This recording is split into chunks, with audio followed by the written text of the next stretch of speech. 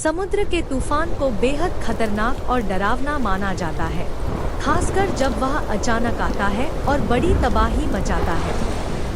जब समुद्र में तूफान आता है तो तेज हवाएं, भारी बारिश और ऊंची ऊंची लहरें समुद्र के पानी को बेकाबू कर देती हैं। विशाल लहरें जहाज़ों को डुबाने या तटों पर भारी नुकसान पहुंचाने में सक्षम होती हैं।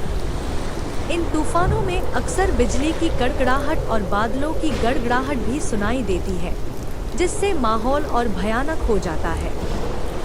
समुद्र के तूफान के दौरान पानी इतना खतरनाक हो जाता है कि इंसान की जानमाल का नुकसान होना लगभग तय माना जाता है।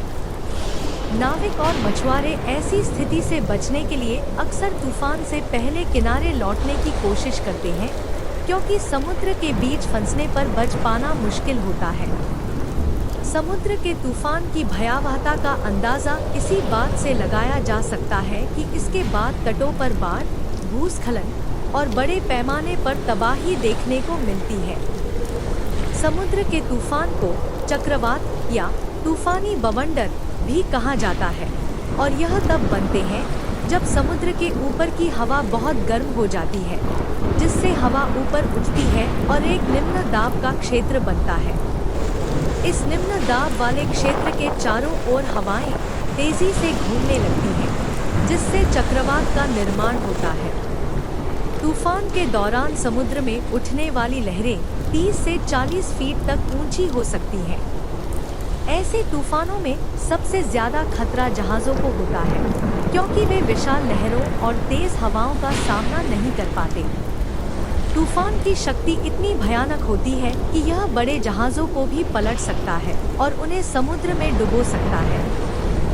समुद्र के तूफान के दौरान नाविकों के लिए दिशा का अनुमान लगाना मुश्किल हो जाता है, क्योंकि तूफान की तेज़ हवाएं और भारी बारिश उनकी दृष्टि और नेविगेशन सिस्टम को प्रभावित करती है।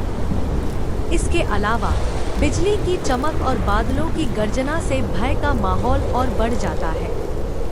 समुद्री तूफानों से तटीय क्षेत्रों को भी बहुत खतरा होता है।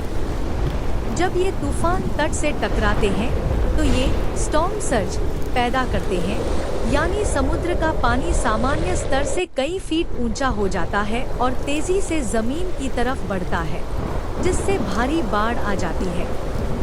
यह बाढ़ न केवल संपत्ति को नुकसान पहुंचाती है, बल्कि कई बार लोगों को भी अपनी जान से हाथ धोना पड़ता है।